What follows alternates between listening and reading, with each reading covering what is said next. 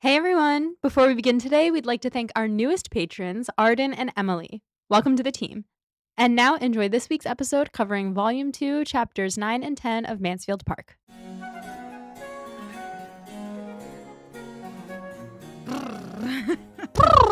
Ma. Energy. We'll have to do a quick update on where you are in Avatar: The Last Airbender. Oh yeah, I watched a couple more episodes the other night. So a couple of things happened. They went to a town that celebrates Avatar Day, which is like Burn the Avatar Day. Because of And Kyoshi? yes, and then Oh. they solved this like mystery. They're like, oh, right, Kyoshi did actually kill their leader. And they're like, yeah, and we're going to punish you. But then they make an agreement as long as Aang can get rid of the Fire Nation, then he can live and just do community service or whatever. Or that is his community service. Right. So that happened. And then they went to Amashu and Boomy was captured. So he can't be teaching Aang earthbending. Right. And so they're like trying to rescue Boomy, and Boomy's like, this isn't my time to be rescued. He's like being passive. Did you meet the other girlies? And I met the other girlies. I'm obsessed. Which one? I love the circus girly. Ty Lee? Yeah. Oh, queen. Yeah, she's just like, I'm actually kind of happy here. And then she easily gets tricked into joining, what's her name? Azula's gang. But I feel like she has a good heart and she's going to end up not being evil. And then the other one, obviously like gay, and I'm obsessed with her. When Azula showed up and she was like, please tell me you're here to kill me. And then she giggles and then they hug. I'm like, someone's gay. I will neither confirm nor deny. Wow, I'm really shipping her and Azula, actually. Ray and Azula? Yeah. Okay, I'm not going to tell you where people ship on this show. I'm just going to let you ship where you ship. Yeah. And see where that lands you. Yeah, that's what our whole podcast is about. Exactly. So I'm not going to say anything about this, but suffice it to say, you just got through the swamp episode? Yes. I saw the swamp, but the swamp was before that, I thought. Was it after? Yeah, it might have been right before Avatar Day. Yeah, I think it was. I loved the swamp people.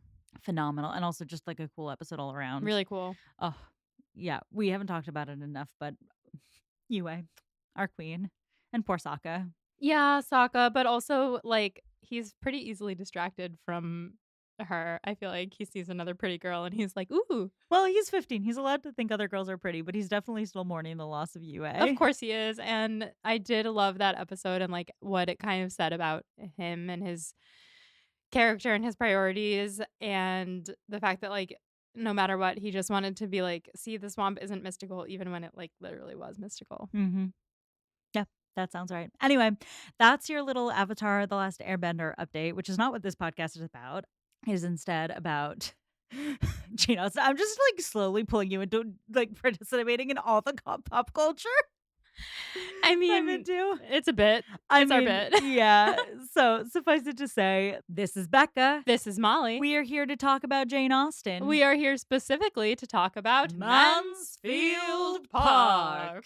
Listeners, if you're new here, I, Becca, have read many Jane Austen novels through my lifetime. And I, Molly, am reading all of her works for the first time through this podcast. If you want to hear Molly read through Pride and Prejudice, Sense and Sensibility, Emma, or Persuasion for the first time, you can listen to seasons 1, 2, 3, and 4 of this podcast, respectively. But that is not what we're doing here today. No, today we are talking about Mansfield Park, Volume 2, Chapters 9 and 10, or if your book is not broken up into volumes, Chapters 27 and 28. Molly, we have a ball. We have a ball. We finally have a ball. Yes. Ugh. And the ball is ripe with drama. There is drama to be had, and in classic Mansfield Park fashion, it is not solely centered around our main girly. No, it is not. I told Becca this already, but I have been having trouble with my right hand, and so I did voice to text for all of my notes for this chapter, so they might be a little chaotic, and we're gonna see what happens. Yeah, what's going on with your hand? I don't know. It just hurts, like my wrist and my pointer finger, and sometimes my middle finger. It just like it's mostly my pointer finger. Like this tendon must be inflamed or something. Oh, yeah, it's poor happened Molly. before. It eventually just goes away, but it's been a while. So anyway, I tried to not do too much tippity typpities and instead tried to say my thoughts out loud without just recording this podcast twice. I got the gist of what you were saying, so it was fine. Great. Anyway, I'm really excited to talk about these chapters, so let's talk about where we left off. Yes. So our guy, Sir Thomas, was playing like us and trying to track where things were beginning to grow in the lasagna, and then did track that indeed there was something brewing between Henry Crawford and Fanny, which we know as the readers is, not necessarily totally genuine on Henry's part. But Sir T does not know that. So instead, he plans a ball. As one does. As one does.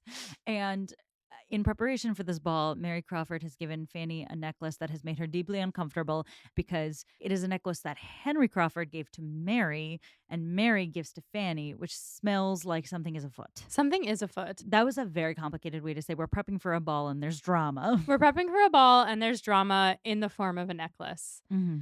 So let's get into it. Yes. Chapter 9 or chapter 27. Fanny goes to drop off her newly acquired necklace in her Brooklyn apartment. And she finds Edmund there sitting at her writing desk, which he has never been before. Like, he's never in there alone, right?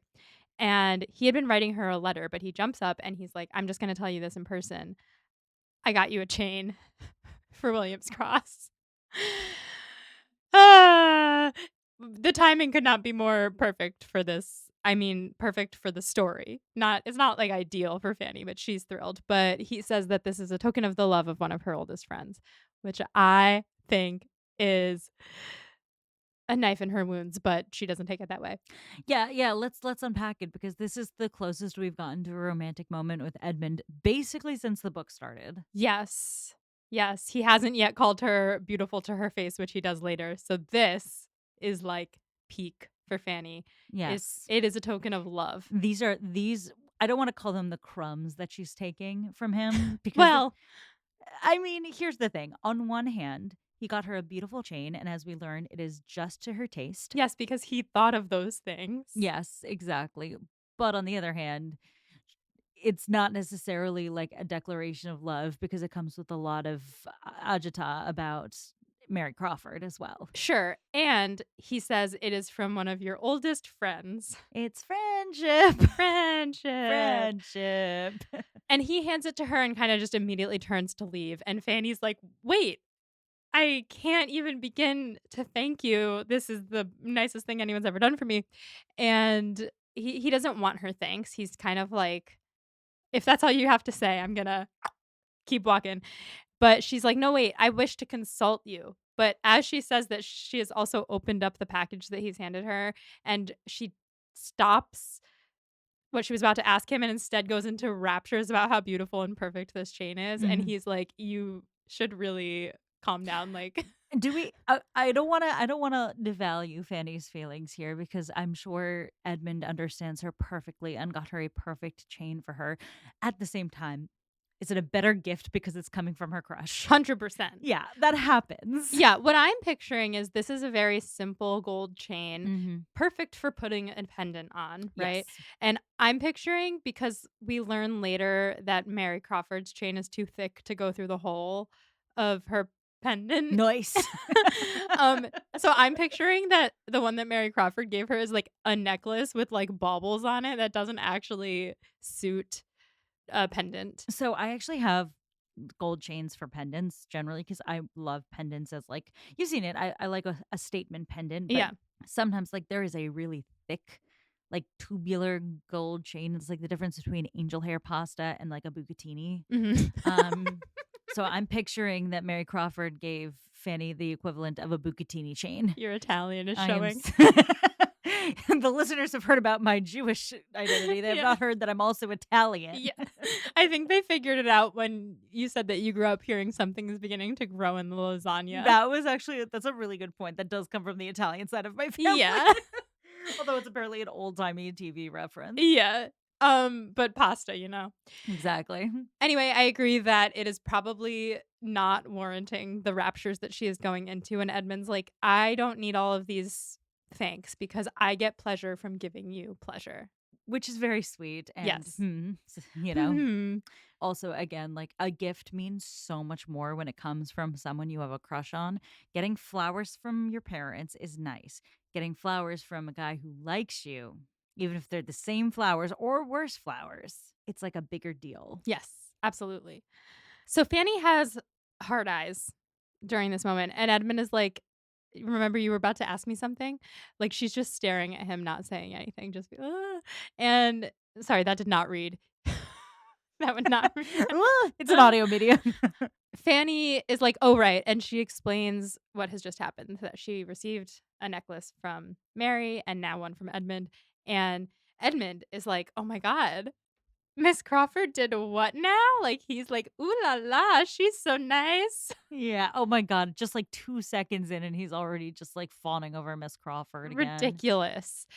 Fanny can see that Miss Crawford has a particular power over him, and she thinks though she has her drawbacks, which I thought was an interesting choice of words because he had just said that he gets joy out of bringing Fanny joy. It is without a drawback, and then Fanny immediately is like, "Someone has drawbacks." Mhm. Hmm. Now Edmund has hard eyes because he's heard that Mary Crawford has done a nice thing, and Fanny has to kind of reel him back in and ask if she should return the necklace to Miss Crawford. And he's like, "Absolutely not. That would be so embarrassing for her." And Fanny's like, "But surely she would rather not part with a gift from her brother." And he's like, "She wouldn't have given it to you if she didn't want to. And it's probably fancier than the one I just gave you, and it's more fit for a ball. So you should wear that one." And Fanny's like, "But the chain that you gave me will go better with my cross." And Edmund's like, "I think you can sacrifice style for one night and wear the necklace." And he thinks that Miss Crawford's attentions to Fanny have been consistent, like she deserves. He does say it's no more than you deserve, but you don't want to seem ungrateful, which is like, it's awful coming from him because that's what she has grown up hearing from the rest of the family. Like, you don't want to be Mm. ungrateful. I know you're so grateful. Don't seem ungrateful, Fanny, is And what it's he's also saying. her ball. And it's her ball. Yeah. So that's tough. He says that he didn't order the chain for the ball specifically. He just wanted to give it to her in general so she can just save it for another time. And he tells her that he's been loving watching her and Mary grow their friendship, and he wouldn't want any coolness to arise between the two dearest objects he has on earth. This guy's so stupid. He's really dumb. Have you ever like I don't want to stereotype here as I'm about to stereotype, but there are certain men who don't understand the dynamics between women at all. And I feel like Edmund Bertram has proven himself once again to like not understand women at all cuz the idea that there's no coolness between Fanny and Mary is like something you have to just pick up on zero bad vibes ever. Well, I guess the question is anybody aware of Fanny's feelings for Edmund? Because I think nobody is. Nobody is. Nobody is. And she would have no reason to hate Miss Crawford None at all. except for, like, her morals. Yeah, and I think it's more like I don't know. I feel like I can usually tell when two people don't like each other. Yeah, but I do think that, no offense to Mary Crawford, but I think that she's, well, here's the thing. Mm, I was gonna say she's good at being fake, but she's actually really bad at hiding any emotions ever. I feel like she just blurts out whatever's on her mind. Mhm. But I think she's probably good at fake friendship. Well, that's really the question here, isn't it? Yes, I think that she, like Fanny said in the last episode, isn't a girl's girl. And I think that she could easily fake friendship where she doesn't actually feel friendship, just like for the bit. In this case, potentially to get closer to Edmund. But we also have gotten her perspective, and we know that she does like Fanny. Mhm. We know that Fanny does not like her, Yeah, but I think that Fanny, because she has been raised to be so constantly, placating. yeah, like she might not show it. Yeah. Yeah. So that was Anyway. a brief in defense of Yeah. Edmund. God, every time we defend Edmund, an Take a angel shot. loses its wings. Anyway, he leaves and Fanny is verklempt because she is one of his two most dear objects. Oh, She is upset partially because the other object is Mary, and she's never heard him speak so openly about his feelings for Mary before, but, like, on the other hand, she is one of his 2 most dear objects in life. So, she doesn't know how to feel. It's giving a very specific, pop culture reference, which I'm 99% sure you're not gonna understand. I'm Um, ready. Dawson's Creek. Nope. Season 1 of Dawson's Creek, before it got good, it was between James Vanderbeek, may he rest in peace, Katie Holmes, and Michelle Williams, all, tremendous superstars. But there was basically this love triangle where Dawson was in love with Michelle Williams, who was the new cool girl, and Joey was his like best friend. And there was this vibe of like, I want these two girls to be best friends, the apple of my eye, and my girl best friend. And it's just like, Precisely. yeah, there's just like and Joey is in love with Dawson in that season, which is just terrible for everybody involved. And so the combo of like the girl best friend who's in love with you and the girl you're crushing on and idealizing, like together and being like, yeah, my two favorites. It's like, oh my God. Yeah, that is a theme that I feel like recurs in pop culture a Yeah, lot. I was trying to find another reference and then season 1 of Dawson's Creek jumped to my brain before anything else did. You guys can tell I have a weird Rolodex. So, this for Fanny is confirmation that Edmund is gonna marry Miss Crawford. She thinks it would be more tolerable if Mary deserved him. I think that she is lying to herself. Yeah, that is like another thing. Like, so we've talked about Mary's profound flaws as a human being and the way that she is incompatible with Edmund. At the same time, some of this is simply Fanny not being willing to admit that she's in competition with this girl. Yes, exactly. Fanny decides right then and there that she needs to get over him, and she realizes that it would be insanity for her to continue thinking of him in that way. Hmm. So she decides that from now on, she will judge Miss Crawford with a sound intellect and honest heart rather than through the lens of jealousy. Hmm. This next part might be my funniest quote, but essentially it says that she has all the heroism of principle, but she is also a teenage girl. And so she does immediately go over to her desk and read the letter that he was writing her and like hold it to her heart and lock it up in a box with the chain. And she's like, this is my most prized possession. So, going from I'm going to get over him to he wrote me a letter Oh, and the letter is just 2 lines. this is giving Angelica Schuyler in Hamilton. Yeah. My dearest. Angelica with a comma Comma after after dearest.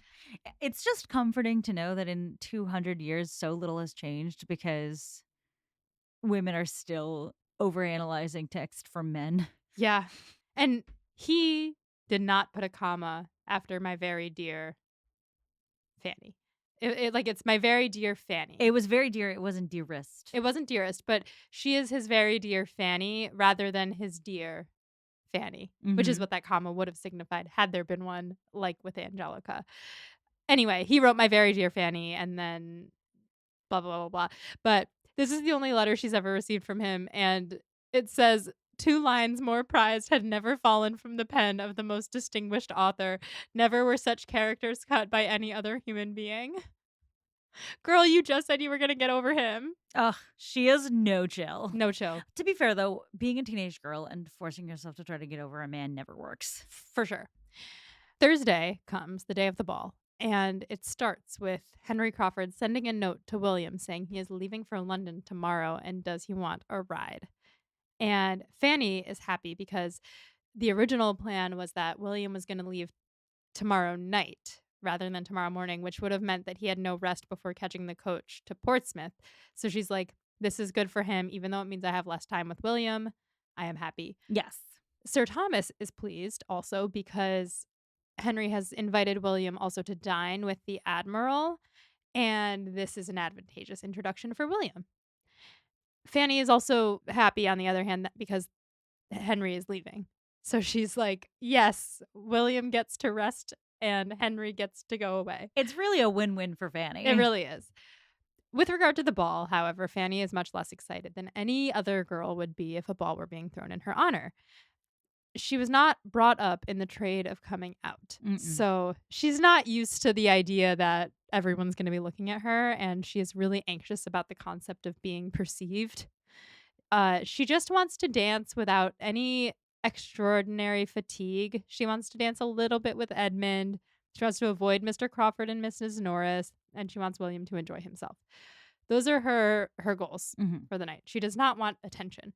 She spends the afternoon being bossed around by Mrs. Norris, but eventually she gets sent off to go get dressed. And as she slumps upstairs, she thinks, "What if I see Edmund in my room again today?"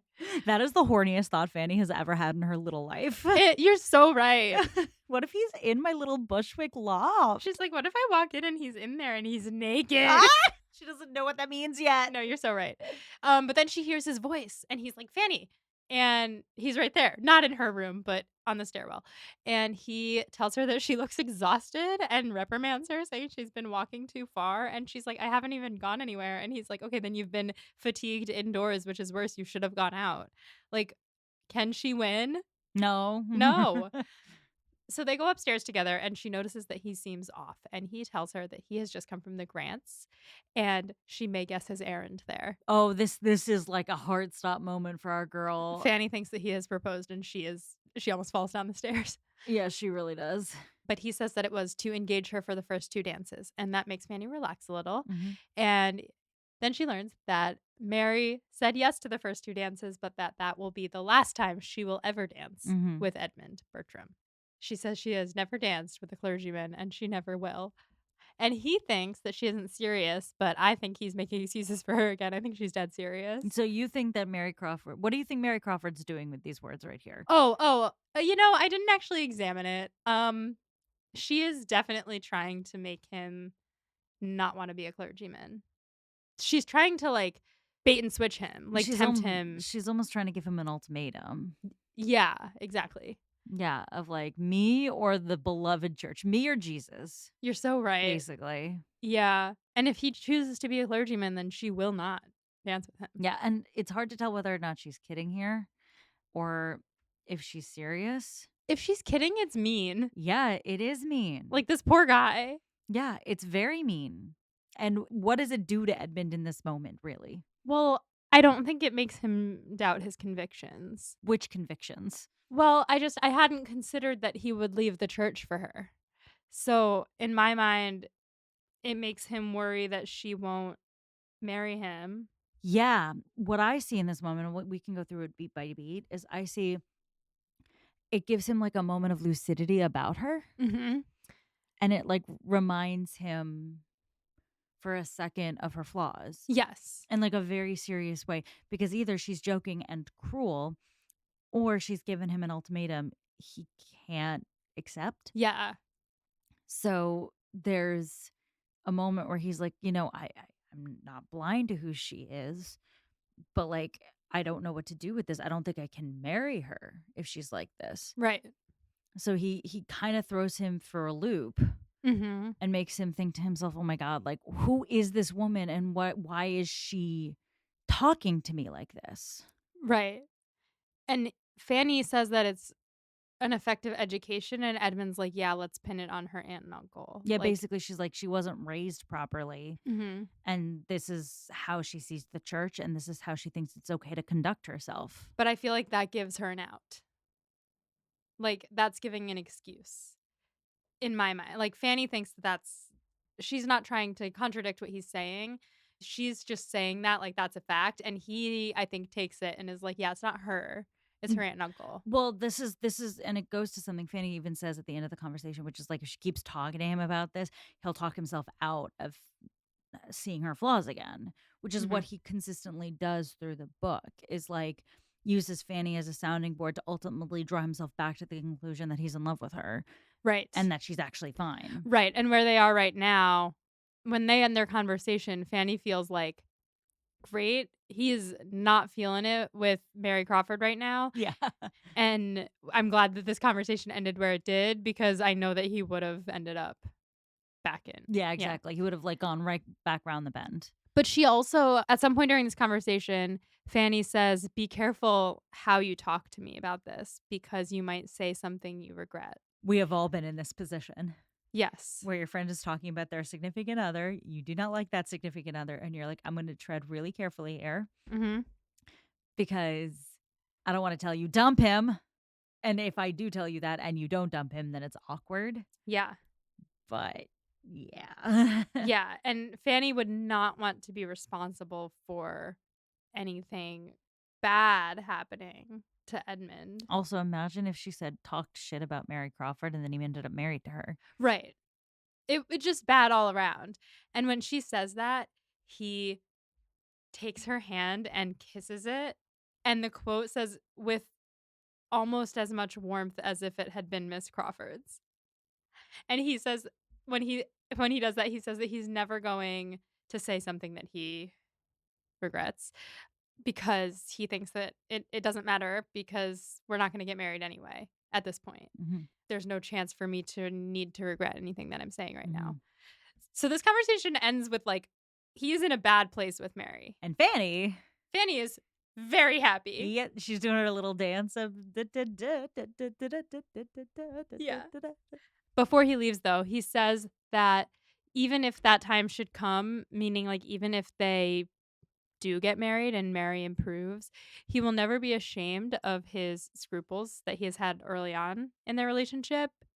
Even if his scruples are removed, that would only happen because Mary has changed in a way that raises her character the more by the recollection of the faults that she once had. So in Mhm, comparison, she will be so much better then than she is now yeah, that, like, she'll even understand why I had doubts about her. exactly.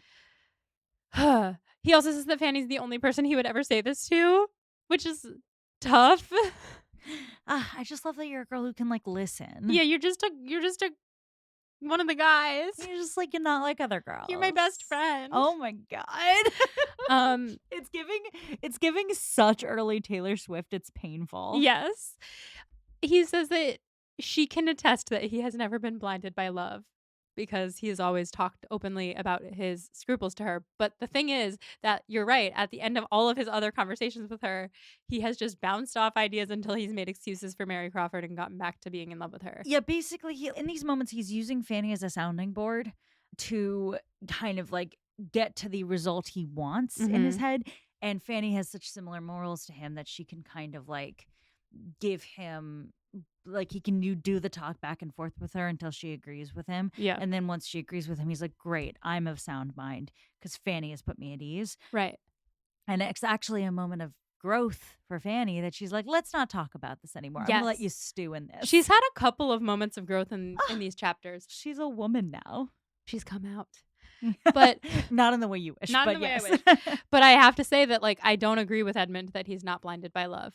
Oh, no. This is like really, really lack of self-awareness from our guy, Edmund Yeah. Bertram. Yeah. Okay. Yeah. Very blinded by love. He Like, is, right? profoundly blinded by a tight piece of ass, which Yes. we've all been there, Edmund. Yeah. Of course. Oh my God, do we actually need to start a drinking game for every time we're like, to be fair to Edmund?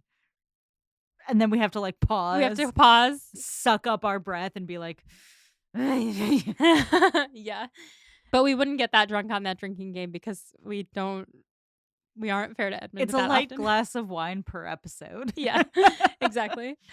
Okay, so he says that he has given up every serious idea of getting married to Mary Crawford, but, quote, I must be a blockhead indeed, if whatever befell me, I could think of your kindness and sympathy without the sincerest gratitude. Gag. But Fanny loves this shit. She's so in. Eating it up. She's relieved because it seems like this whole Mary Crawford thing is in a good place for her. And she's like, great, tell me whatever you want then. Speak without reserve. And then they get interrupted, and Fanny's like, that's probably for the best, like we said already. Now she can start to actually feel excited for the ball. Everything's coming up, Fanny. Yes. You have a ball in your honor. William is at the ball and gets Yep. to dance with whoever he wants to dance with. She got a necklace from the love of her life and cousin. Exactly. And the love of her life / cousin is not going for the pretty girl who's the captain of the cheerleading squad and is like sad about it, but actually not feeling good about that match right now. Yeah. And the icing on the cake is that she goes to put the cross on the chain from Miss Crawford and it doesn't fit. So she has to wear the other chain. Oh, no. But she does decide to wear both chains because she's like, this would make Edmund happy. I actually think it's a kind of a vibe of a look, like No, 2 yeah. chains. I was like, yeah, that's very Cute. in style. Yeah. Then Lady Bertram thinks of Fanny and sends up her own personal handmaid to get Fanny ready for the ball. But of course, Fanny is already ready for the ball. But she can't help but think that was a nice gesture. Aw. And that is the end of that chapter. Yes, it is, which brings us to The ball. ball. We Dun, are dun, dun. so ominous for a party. It's a party. Yeah. So, chapter 10. Fanny comes downstairs and her uncle notices that she looks hot. These Bertrams really got to cool it down, man. They really Go do. on. But she got hot really fast. Yes, she So, did.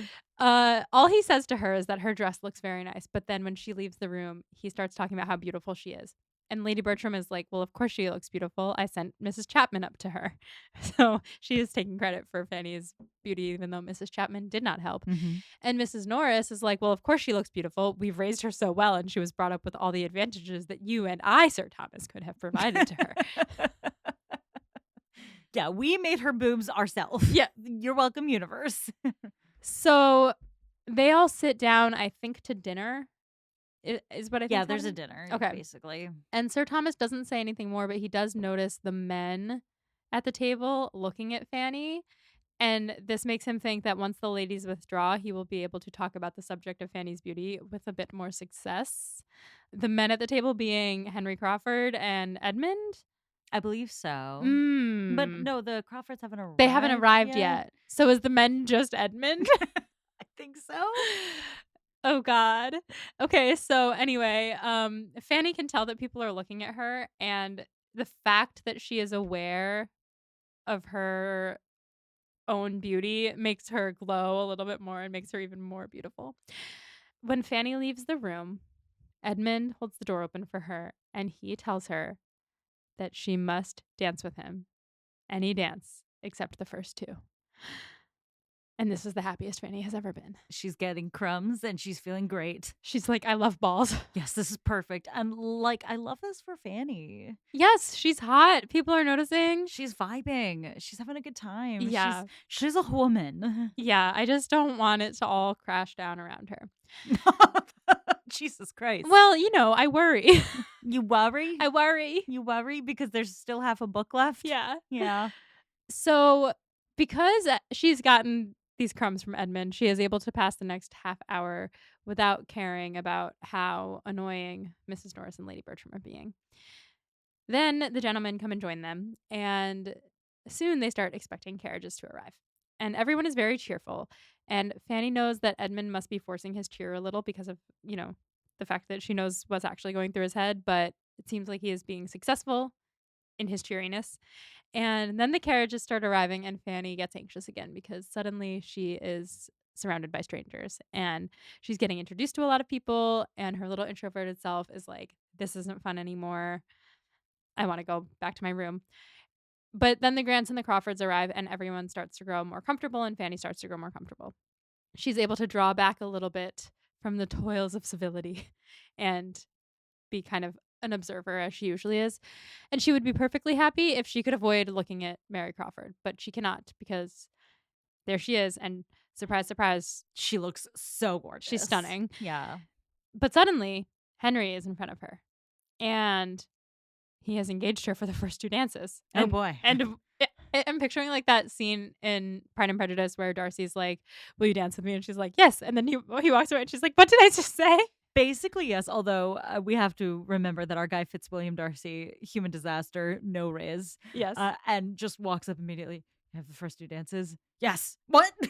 I feel like Henry Crawford is the opposite of Fitzwilliam Darcy in every way, but Fanny is the opposite of Elizabeth Bennet in every way. So yeah, she truly is. So it's kind of like the reverse. Exactly. And so Henry's walking up, ladies. Yeah, and she's like, uh-huh. Yeah.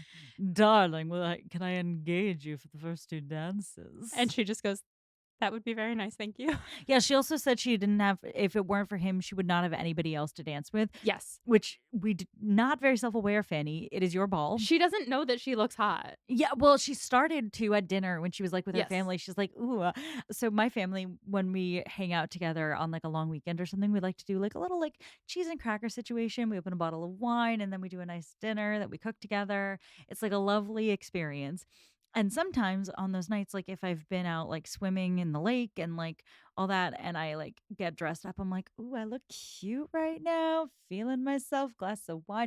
Very different vibe than when I'm out at, like, a bar Yeah. and, like, around strange men, and I feel like Fanny is, like, in her little, like, "Ooh, I look cute at the family dinner, I'm having a good time," and then when the men arrive, she's like, "Oh god. Yeah. What am I doing here?" Don't touch me. Yeah. Yes, exactly. It says that her happiness on this occasion was very much a la mortal and finely checkered, CHEQUERED, or CHECQ. Anyway, I looked up both of those things and I had to use context clues to get what this is saying, but because a la mortal means literally to the death, and checkered, I think in this case means marked by varied fortune.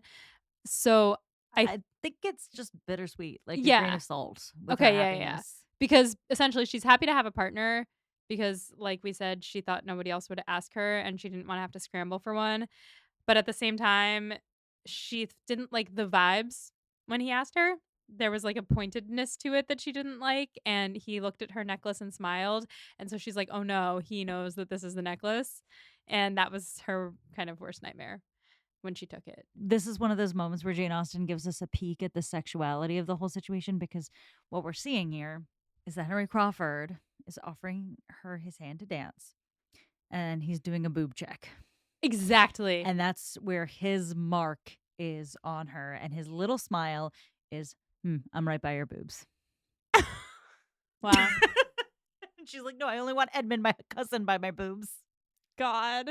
Does Fanny have big boobs? So, I think the answer is likely not because She's small. she's small, but at the same time, people are talking about how pretty she is, and, what we know about Regency era aesthetic preferences, if you understand what an empire waist dress is doing, bosom is preferable.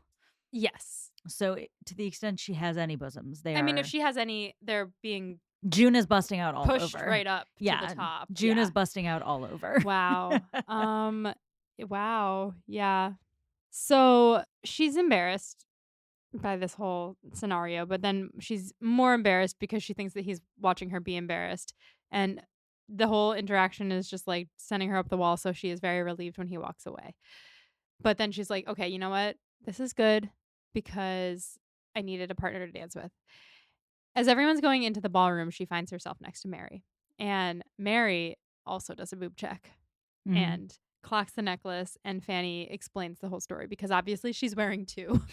And she explains the story. And similarly to how Edmund got so happy when he found out that Mary Crawford had done the same thing he did, Mary Crawford gets very happy when she finds out that Edmund had the same thought that she did. This is kind of a tangent, but I am so fascinated by what Mary Crawford likes about Edmund Bertram. Yeah. We don't talk about it a lot. Obviously, we've discussed canonically hot, Yes. but there's a lot said about Mary being selfish, Mary being materialistic, Mary being shallow, Mary being ambitious in an unflattering way. What I find really interesting about Mary, though, is that she really likes Edmund, Who's not any of those things except hot. except hot. Yeah. He is hot, but, like, the fact that she's just so enamored by the idea that he, like, brought his cousin a chain, it's interesting that she really, like she sees something in Edmund that she likes, which is, like I don't know. This is why I can't ever really, like, truly hate Mary, like, her love for Edmund is so weird compared to the rest of her character to me. Well, opposites attract, Yeah. as they say. Yeah, but, like, we are led to believe, against our better instincts, that Edmund is this man of substance. No, Edmund is a man of substance. Edmund is a man of modesty. Edmund is a man who is paying Mary the kind of attention that is a bit more serious and stern, Mhm. and they have a real connection. And the fact that Mary likes that over some of these other gaudier guys who are more like her brother tells me something about her character that sets her apart from just the stereotype of like this like selfish, cold, improper girl. Right. And we also know that she gave Fanny a neck like she had the same thought and gave Fanny a necklace. Exactly. So, She's like, "Oh my god, twinsies. We're both yeah, so we're so thoughtful." thoughtful, but also like, was she trying to channel her inner Edmund Bertram there? And like, is she trying to be more like him in some Or is ways? she channeling her inner Henry Crawford there? Right. That's the question. Mm. And also, is she just trying to impress Edmund with Mm. trying to be like him? If she's trying to be like him, Who's to say? who's to say? Whom, Stephen? By the way, also, this is all coming right after she said she was never going to dance with him again. But of course, that's only if he becomes a clergyman. Yeah, this is really truly like a great encapsulation. So we've talked about this. I was like last week, I was like, she's in her feelings about Edmund. Hmm. They keep being like, it's over. But is it over?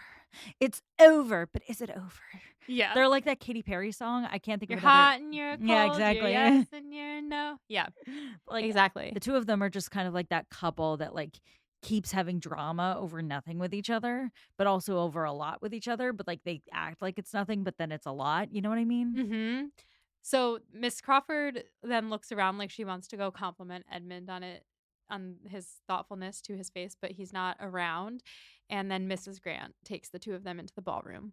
And Sir Thomas comes up to Fanny and asks her if she has someone to dance with. And Fanny tells him that yes, she is engaged to Mr. Crawford for the first two dances. And Sir Thomas says, "Great, let me go get him. You guys are to lead the dancing." And she says, "Excuse me, She says, "Ex fucking excuse me." ex fucking excuse me, not me." No, she's like, "I always assumed that Edmund would lead the dancing with Miss Crawford, and I couldn't possibly, please don't make me." And she would never talk back to him. Like, she has never talked back to him in her life. So the fact that she is even saying, "Please don't make me do this," is a sign of the strength of Panic. her panic. Yeah. The strength of her panic. Yeah. Sir Thomas is like, "You don't really have a choice." And shortly she is being led to the top of the room by Mr. Crawford because it's time, it's happening. She feels like she's being treated like her cousins in this moment, and she has guilt that she is taking their place in Mhm. this room. And she's also aware of the fact that she's taking their place with Mr. Crawford, who they both had been in love with. And she hopes that they would not be jealous of her now, but she can't help but think about the last time they were all at a ball together or at a dance together and how different things have, how the turntables, if you Oh, will. yes, yes, yes. The ball begins, and Fanny is too anxious to really enjoy the dancing. But Henry really tries to get her in the mood. And he's trying to like crack jokes and do whatever. She doesn't want people looking at her, but because she is attractive, she is modest, she is Sir Thomas's niece, and she is soon said to be admired by Mr. Crawford. So everyone is in fact looking at her. Everyone's like, "Who is this hot young thing?" Yeah, she is the belle of the ball accidentally. And she says, "No, thank you to Bella of the Ball for She me. says, "Please stop." Give me Wallflower again, please." Yes. Sir Thomas is watching her dancing and he feels proud of his niece. He doesn't attribute her physical beauty to himself like Mrs. Norris does, but he does feel proud because he gave her her education and her manners. Yeah, I mean, basically, if you think about it, the way that the British upper classes work in this time period, Sir Thomas took this girl in who had very little education, raised her to not be a lady, but raised her with all the trappings of the British upper crust. Mhm. And now she can walk into a ball at his home and make him very proud, Yeah. which, unbeknownst to him, is a lot less than his daughters can do. Yes. Miss Crawford is trying to make herself agreeable to Sir Thomas, so she decides to go over and compliment Fanny to him. Then she tries to compliment Fanny to Lady Bertram, who has a slightly less enthusiastic response than Sir Thomas does. Lady Bertram's response was, "Oh, yeah, because Chapman Yes, did her me." exactly. Yeah. She's like, "Yeah, duh." And Miss Crawford knows that she shouldn't try to compliment Fanny to Mrs. Norris because that's not the way to get in with her. So instead, she goes up to Mrs. Norris and she's like, I wish Julia and Mariah were here. How I miss them." And that makes Mrs. Norris in a good mood. Mhm. I do want to talk about why Mary is trying to make herself agreeable to the family. Why would she?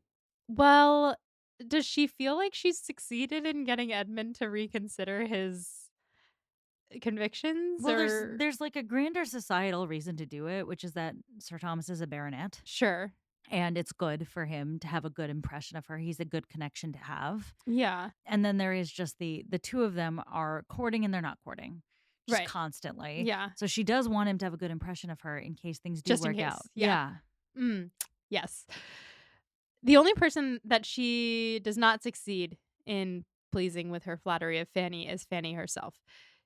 She's trying to compliment her, but Fanny is kind of just embarrassed and blushing, which Mary takes the wrong way. And she's like, maybe you can tell me why Henry is going to town tomorrow. He won't tell me what his business is, and he never keeps anything from me. It seems like I've been replaced, and now I have to ask you what he's doing. And Fanny's like, why would you have to ask me what he's doing? And, What is he doing? well, what is he doing in town? I don't know. I don't know. Fanny says she you doesn't know. you look as shocked as Fanny was. Yeah, well, because Miss Crawford says it must be just to be able to, like, hang out with your brother and talk about you. I think that's probably close to being correct. Hmm. Actually, oh my god. Duh. She's just hang on. Okay, sorry, I'm figuring this out in real time. He wanted to do something nice for William so that Fanny would like him. I will neither confirm nor deny. It seems like now I understand he has no reason to go to town, but he's like, Fanny will love if I make things easier for her brother and introduce him to the Admiral. I think that's what's happening. What am I going to do? Neither confirm nor deny. That's right. Fanny has some fun throughout the evening. She has a lot of fun throughout the course of the evening, but none of her fun has to do with Henry's attentions. In fact, she would rather have him not ask her to dance again so soon, but he does. The thing is that his attentions are not unpleasant to her. Hmm. They're not, quote, unpleasantly given. There is not indelicacy or ostentation in his manners, i.e., he's not grating on her. At no point throughout the evening is it described as him being annoying or Improper. No. improper. Like, it might be unwanted, but not because of what he is saying or doing, just because of, like, Yeah. who he is. Yeah. And because of who he's not. And because of who he's not, exactly. Her cousin. He's not her cousin. Also, he talks about William with a warmth that gives him credit. You're so right. That is exactly what he's doing is he is trying to, like, compliment William and do that nice I didn't say You didn't. anything. I said it, but you asked me. You're so right, I say to myself. Oh. That must be it. But Fanny's primary satisfaction in the night comes from seeing how William is enjoying himself and also in looking forward to her 2 dances with Edmund. Uh, And then when she does dance with Edmund, was it the sexy dance that we get with Mr. Darcy or Mr. Knightley? no, there's no back touching. There is him saying, "Oh my god, I'm so tired. Can we please just dance in silence?" And she's like, yes. And there's even a line in there that's like, the way they danced together left no one with any thought that Sir Thomas had raised a wife for his younger son, Precisely. which is just very devastating for our girl Fanny Price. But somehow Fanny feels like she has been able to be a source of tranquility for him Be his peace, they say. in a cousinly way. Yeah, be your man's peace in a cousinly way. Just be your That man's cousin. Be your man's cousin in a way that makes nobody around you think that you two want to bang. I hate everything about this now. Yeah, we're just leaning heavy into the cousin. The more the two of them don't match up romantically in the story, the more we're going to bring up the fact that they're cousins. Yeah. Yeah. First Yeah. cousins. That being said, there are some pretty passages when he gives her the gold chain, but it's like, It was beautiful. but then he keeps saying things like, but as my friend. yes, As my very friend. friend zoned, which I can't fault him for because she's his cousin. And also, he doesn't know. He doesn't know. And why would he know? Because once again, they're cousins. I know that at this time, people married their cousins all the time, but they were raised as siblings, As we've discussed. as we have discussed. Yes. Although some people push back on us against this. them being raised as siblings because he was gone for so much of their childhood. She was from the age of 10 raised as Mariah and Julia were to him, essentially, in the same house. Yes. Also, she fell in love with him when he still lived there Mm-hmm. and when she was a child, Mm-hmm. and he was presented to her as her brother. And it would have been really weird if he fell in love with her then. It would have been, but it still would be now, in my opinion. Anyway, Anyway, back to this story. like, remember, y'all, I was shipping this in the beginning. I've just changed my mind. So are we still on Team Hanny Yes. over Team uh Fanmond. Fanmond? Yes, I wouldn't be mad if he changed his mind, but just like currently, So you wouldn't be mad at Team Fanmond. It's more that like right now Team Hanny is compelling you forward. yes, like I support everyone who is team Fanmond, but I think that Fanny can do better. I don't necessarily think that Henry is better.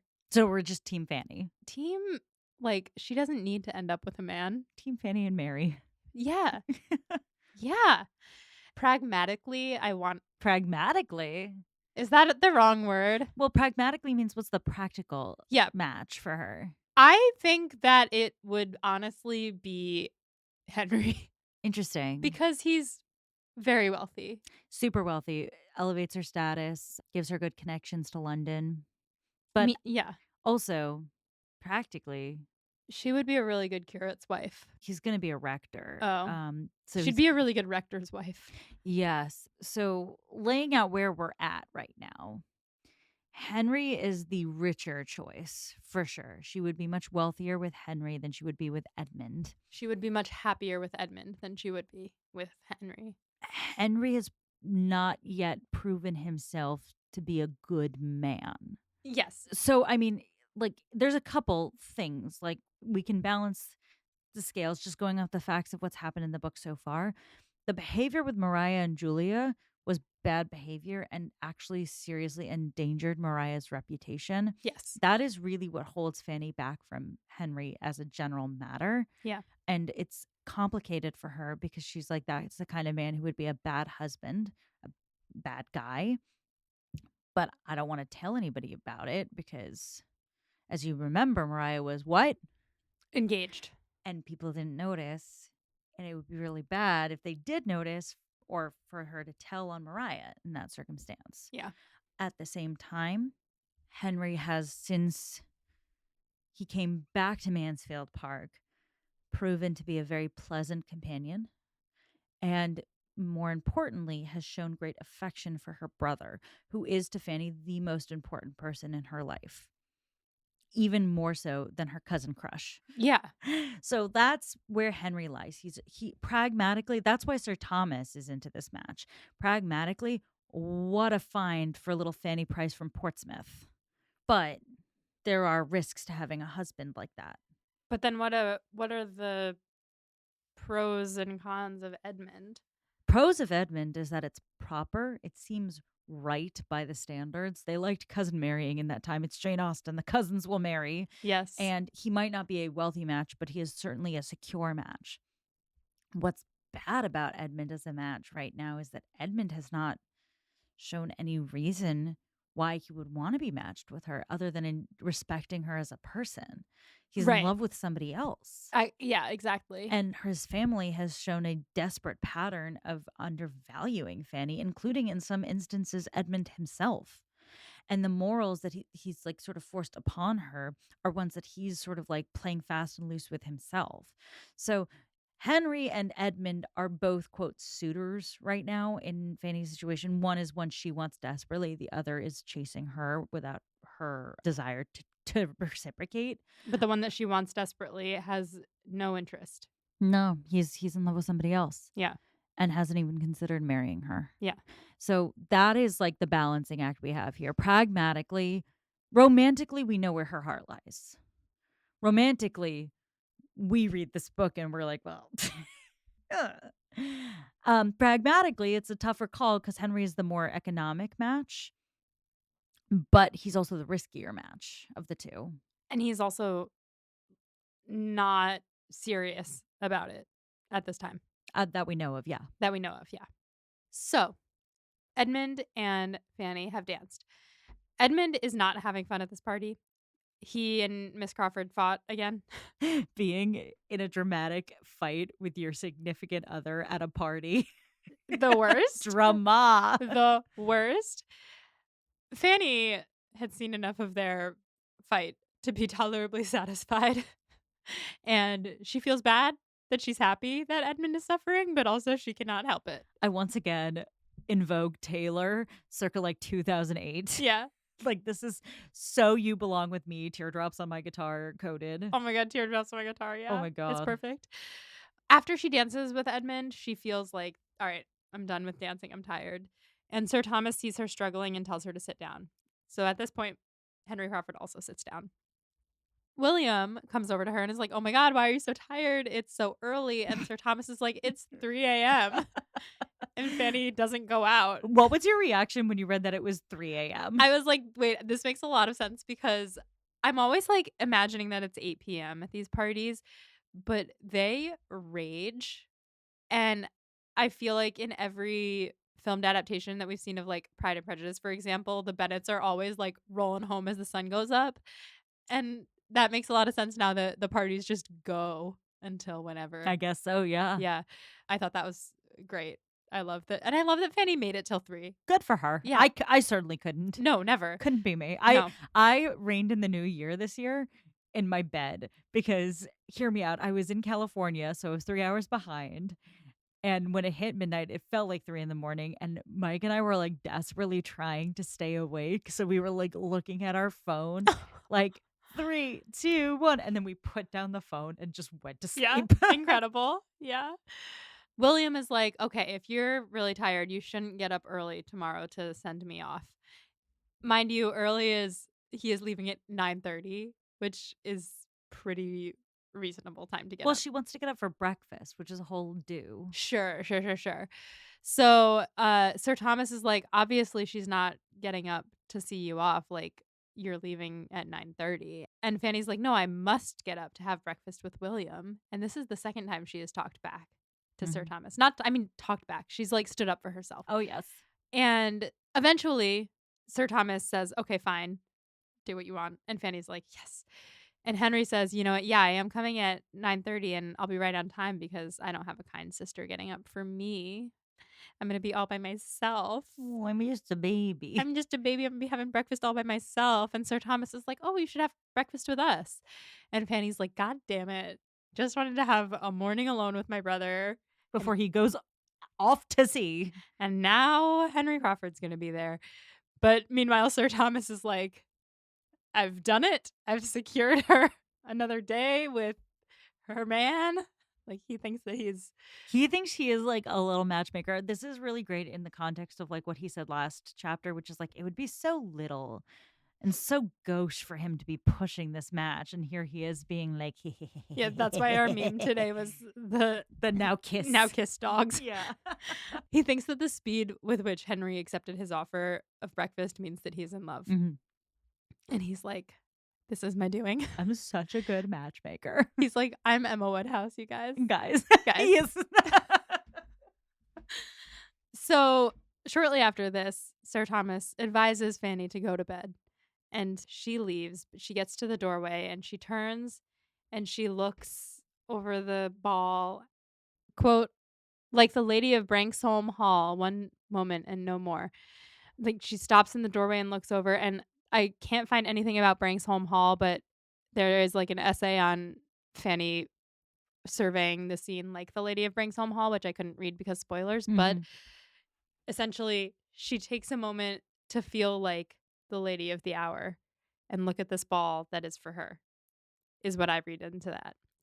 And then she leaves and she goes upstairs and she is feverish with hopes and fears, soup and negu, which are standard ball fare of creamy soup and a hot wine drink. I think that this has been mentioned before because I Googled it and I was like, wait, this sounds familiar. I mean, yeah, they ate crazy stuff back then, Yeah. but Well, creamy soup isn't that weird. I guess not. But is there anything in the creamy soup? Like a cream of broccoli soup No, I is think like it's just delicious. a creamy cream soup. Oh man. Anyway, she is also sore-footed and fatigued, restless and agitated, yet feeling in spite of everything that a ball was indeed delightful. So we have converted Fanny to balls. Meanwhile, Sir Thomas wasn't only thinking of Fanny's health when he sent her upstairs, he was also thinking that, quote, Mr. Crawford had been sitting by her long enough, or he might mean to recommend her as a wife by showing her persuadableness. What does he mean there? He's basically showing off Fanny's better attributes, and one of them being that she's pliant. What a good quality in a wife. He's such a good matchmaker. I just wanted to make sure that I was reading that right. Jane Austen is very funny. She is hilarious. That is the end of those chapters. So that brings us to the study questions. Now, You guys, listeners, I'm so sorry. this is the moment where Molly has to come clean. I have with to wear confess. the cone of shame. There's a cone of shame here. I'm wearing a cone of shame, so you can picture me with my cone of shame. I forgot to post the study question submissions for this set of chapters. So we do not have patron study questions this week. Apologies. Yes, I'm so sorry, but next episode we can have you, like, you'll hear all of our study questions for this episode, and then please ask us questions that we may have missed Yes, in addition to the questions for the next chapters, absolutely. and then shame me, but Yes. also do it in a nice way or I'll cry. Yeah. Be nice to Molly. She did it by accident. She loves you guys. I love you so much. Okay, but instead we're just going to do Becca's study questions. So, what is Austen doing in the comparison between the Mary necklace and the Edmund chain? The angel hair and the bucatini, if you will. Right. So the Edmund chain, there's a couple of things just to throw out some ideas. Edmund preemptively thought to get her this chain without regard to the ball. I think he ordered it before the ball even was happening, and he just wanted her to have it. So that's like a kind thought on his part. Meanwhile, the Mary chain only came to be, well, it came to be because she wanted her to have something to wear. And I guess she was doing it unprompted. So I guess that's actually not really a difference. I was going to say, like, she only came up with it because Fanny was in need, but she was going to do it regardless. But really, it's that the Mary necklace is more a Henry necklace.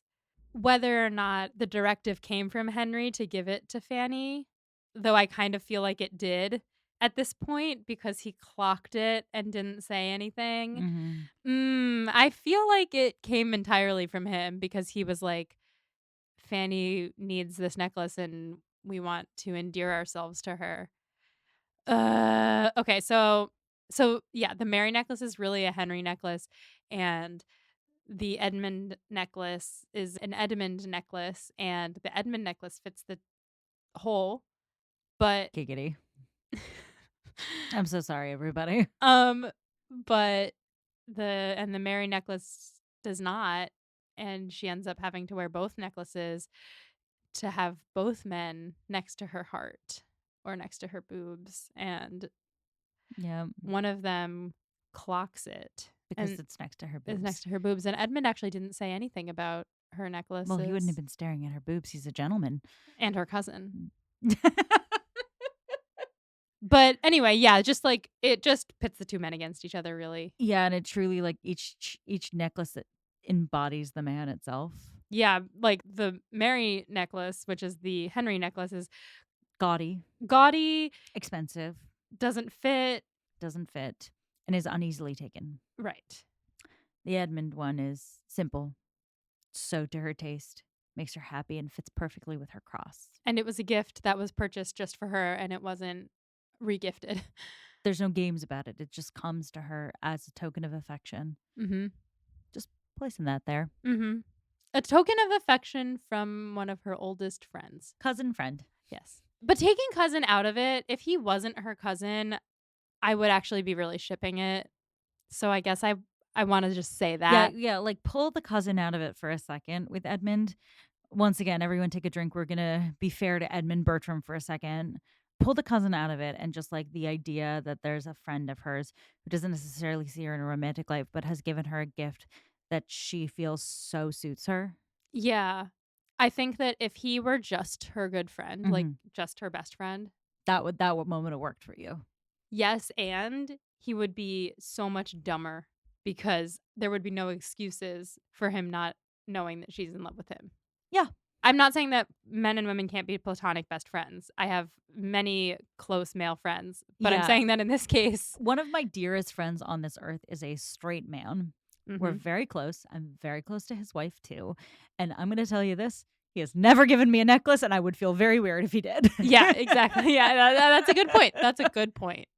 Yeah, but my cousins have given me necklaces, and I don't feel weird about that. Right.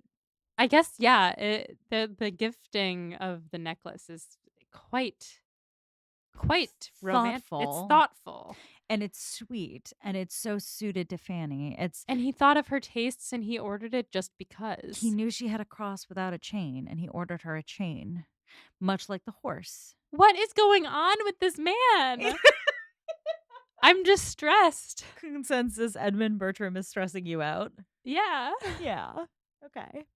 So to go to things that make us go ugh about Edmund, how have his critiques of Mary changed from the beginning of the book to now? Well, at the beginning of the book, every single conversation ended with him being like, "But like you see her this way, right? But didn't you see this other thing that she did that was good? And like doesn't that kind of counteract it?" And like, "Oh yeah, you're so right, Fanny. She's great, actually. Like she's fine." So like he always talks himself out of it. Mhm. And now he's noting things that can't be reconciled by talking himself out of it. I feel like when he first was getting to know her, he was so drawn to her, and the flaws he saw were much more apparent to him, but seemed more harmless to him. Because Yes. it's like, it is what it is. But But the flaws are becoming worse and worse. And now they're like, now it's a high stakes situation for him. yeah, because it's like, is she going to marry you or not? Is she in love? He's in love with her. Is she going to accept my proposal? Can I have her as a wife Yeah. when she's like this? So the agony of her flaws is becoming more intense, and it is harder for him to brush it off as easily as he did before. Yeah. Tough. Tough look. All right. So this is my favorite question I have. Fanny is now out. How does the sequence change this book? I mean, she's a little lady now. Yeah, she's a Jane Austen heroine. Yes. She's not just like, oh, she's kind of hot. Like, she is a woman. She's bat mitzvahed, essentially. This was her bat mitzvah. I realized she is 18, God. but she is now a woman who, I mean, is it right to say that once a woman comes out, they're of eligible marrying age? Yes, that's why you introduce a woman in Right. society. So now she is fair game. She is fair game. She is fair game, and she's also like before this, she was that 10-year-old little girl Mhm. in the house, terrified, lost, kind of trying to find her way. We were still there with her Mhm. at the beginning of this year in the book, and now she's a woman. She is commanding the presence in Mansfield Park, which is something that her cousins haven't even done. Yeah. Like Mariah and Julia did not come out at a ball at Mansfield. Right. This ball that Fanny gets puts her at the center of society. And she's carrying it differently. I think she's going to start catching the eyes of Gentleman. and potentially her cousin. Her cousin friend. Her cousin friend who is currently in a bit of a tough spot with his woman and might turn his eyes elsewhere and just like be surprised to see what he finds there. But will it be too late? Who knows? Who's to say? I also just was going to say that at this point, I said she's a Jane Austen heroine. Now, it feels more at this point. We haven't talked about this. This book is so not Jane Austen y. Mhm. This set of chapters feels like a Jane Austen novel in like the most traditional sense. Mhm. There's a ball, there's witty repartee, there's romance, there's complications with the romance. People are having feelings, people are having sexual tension. It's delightful. Yeah. All right. What do you make of Fanny's characterization of Henry and his courting? Do you think she's softening on him? I think that on the one hand, there was that whole bit where she was like, it's not unagreeable or not unpleasant. It's not unpleasantly done. It's just unpleasant to me. Mm-hmm. Like she can acknowledge that it's just the fact that she doesn't want him to be courting her, not the way that he's courting her, that's the problem. Mhm. But I think that she's still uncomfortable about it. And, like, she clocked him checking out her boobs, and he was, like, a fun dance partner, But not for Fanny. but not for Fanny. I don't think she's softening on him, but I don't think she hates him either. Mhm. Are you softening on him? I've been soft. You're mushy for him. I'm not like, the thing is, like, do I think that he's a good guy? Like, no, but I also don't think he's a bad guy. I think he's a disaster human. He's a naughty He's boy. naughty. He's complicated. Eh, I wouldn't he's pretty straightforward. Yes, he's pretty He's straightforward. We horny know it. on main. We know this guy over and over again in this time period, in the Jane Austen time period. He is transparent. Yes, and I wouldn't necessarily go for him for a husband, but were I in college and I met him at a party, for sure. Like, I would have a crush on him, yeah. You really would. If you haven't figured out yet, my taste in men in college was terrible, and I feel like it comes up way too often, at least in this book. Well, it's your reference point for being courted by men is, like, back to college, because since then it's been, like, a line of lovely ladies. Yeah. Yeah. Do we think this is the end of Mary and Edmund? Mm, we didn't get to see their fight. Like, we don't know what they fought about at the party, so I don't know. It did say that Fanny was tolerably satisfied with their fight. Mhm. So I think that at the moment she thinks that it's over and she was left after their conversation thinking that it's over. Huh.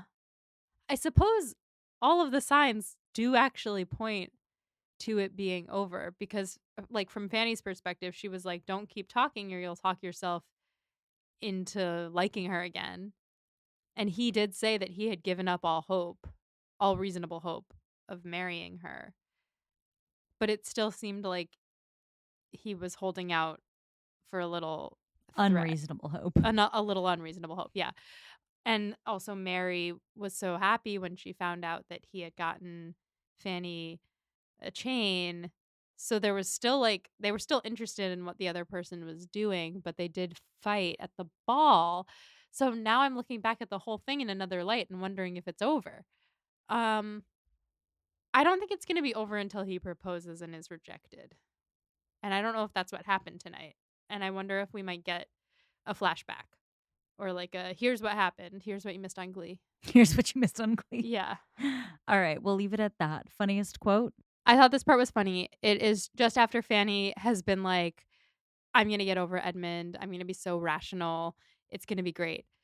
She had all the heroism of principle and was determined to do her duty, but having also many of the feelings of youth and nature, let her not be much wondered at if, after making all these good resolutions on the side of self-government, she seized the scrap of paper on which Edmund had begun writing to her, as a treasure beyond all her hopes, and reading with the tenderest emotion these words, "My dear Fanny, you must do me the favor to accept," end quote, locked it up with the chain as the dearest part of the gift.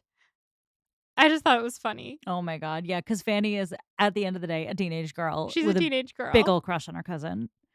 Two lines more prized had never fallen from the pen of the most distinguished author, never more completely blessed the researchers of the fondest biographer. The enthusiasm of a woman's love is beyond the biographer's. To her, the handwriting itself, independent of anything it may convey, is a blessedness.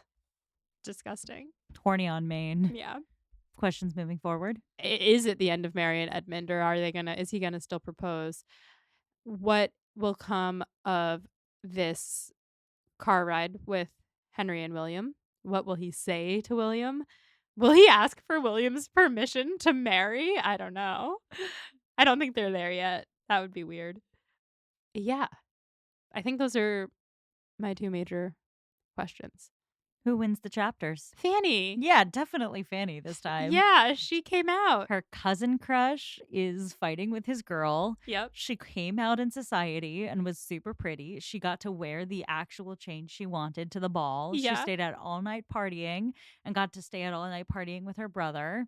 And she even tolerated Henry Crawford flirting. Big couple chapters for Fanny. And she stood up to Sir Thomas twice. Twice. Yeah. Listeners, that concludes this episode of Pod and Prejudice. For next time, we're going to read the next 2 chapters of Mansfield Park.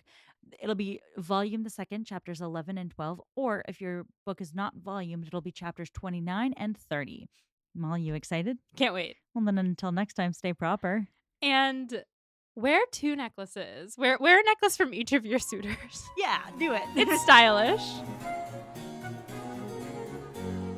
Pod and Prejudice is edited by Molly Burdick and audio produced by Graham Cook. Our show art is designed by Torrance Brown. Our show is transcribed by SpeechDocs Podcast Transcription. For transcripts and to learn more about our team, check out our website at podandprejudice.com.